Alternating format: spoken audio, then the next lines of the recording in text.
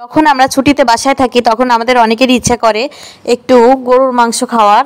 তো গরুর মাংস অনেকভাবে খাওয়া যায়, যেভাবেই যে খাক না কেন একটু মজা করে খাওয়ার চেষ্টা করে। তো আমি আজকে ভাবলাম একটু আপনাদের সাথে শেয়ার করি গরুর মাংসের কষাটা আমি কীভাবে ঘরের ভিতর বানাই, অনেক মজা হয়। তো চাইলে আপনারাও ট্রাই করতে পারেন।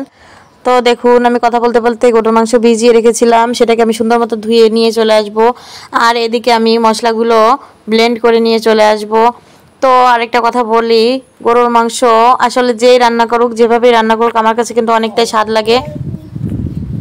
তো কিন্তু গরুর মাংস আমাদের অতিরিক্ত পরিমাণ খাওয়া উচিত নয়। ডাক্তাররা অনেক সময় নিষেধ করে থাকেন যে অতিরিক্ত পরিমাণে গরুর মাংস খেলে আমাদের বহু সমস্যা হয়। বর্তমানে বাংলাদেশের মানুষের স্ট্রোকের ঝুঁকিটা কিন্তু অনেক বেশি বেড়ে গেছে, কারণ আগের মানুষ সহজে গরুর মাংস কিনে খেতে পারতো না, কিন্তু এখনকার মানুষ গরুর মাংসের দিকে অনেক ঝুঁকে গেছে।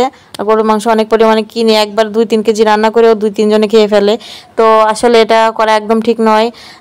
ডক্টররা বলে থাকেন যে 1 কেজি মাংস 3 বার খেতে 4 জন মানুষকে, তাহলে বুঝুন কতটা পরিমাণে খেতে বলেছে। কিন্তু আমরা কি করি, আমরা যথেষ্ট পরিমাণ বেশি খেয়ে আমাদের শরীরের ভুঁড়ি বাড়িয়ে ফেলি, অতিরিক্ত ওজন বাড়িয়ে ফেলি, বিভিন্ন রোগে আক্রান্ত হয়ে যায়। তো প্রত্যেকটা জিনিসের একটা লিমিটেশন থাকা উচিত। তো আমাদের উচিত কম করে খাওয়া। তো দেখুন, কথা বলতে বলতে মাখিয়ে আমি কিছুক্ষণ রেস্টে রেখে দিচ্ছি। তো যতটা রেস্টে রাখবেন এবং যতটা সুন্দর করে মাখাবেন ততটাই কিন্তু স্বাদটা বেশি আসবে। তো আর কথা না বলে আমি এখন প্রেশার কুকারে এটাকে তুলে দিব। তো প্রেশার কুকারে তুলে দিয়ে আমি অনেকক্ষণ এটাকে সুন্দর মতো কষিয়ে নিব। দেখুন, যতটা ভালো কষাবেন ততটাই কিন্তু মজা আসে। কষানো ভালো না হলে যে কোনো জিনিস কিন্তু ভালো লাগে না। তো অনেকক্ষণ কষানোর পর আমি এটাতে দেখবো যে লবণ আর লাগবে কিনা। তো দেখছি না, লবণ লাগবে না। তো অবশ্যই আপনারা চেক করে নেবেন লবণটা। তো দেখুন, এই পর্যায়ে আমি এর ভিতরে পানি অ্যাড করে প্রেশার কুকারে ঢাকনাটা আটকে দিব। প্রেশার কুকারে রান্না করার চেষ্টা করবেন গরুর মাংস, তাহলে যেমন আপনার সেদ্ধটাও ভালো হয়, খেতেও কিন্তু অনেক সুন্দর লাগে।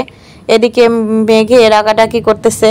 তো দেখুন, এটার আমি ঢাকনা খুলে যে এক্সট্রা পানিটা আছে এটাকে টানিয়ে নিব। অলমোস্ট কিন্তু গরুর মাংস খুব ভালোভাবে সিদ্ধ হয়ে গেছে।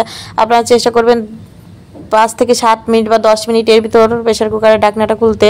অতিরিক্ত হয়ে গেলে কিন্তু একদম মাংসটা গলে যাবে, ওটা ভালো লাগবে না। তো দেখুন, আমি জলের পানিটা টানিয়ে নিচ্ছি। তো একদম টানিয়ে নিব না, কারণ আমার ফ্যামিলি অনেকে হচ্ছে একদম কষা খেতে পারে না।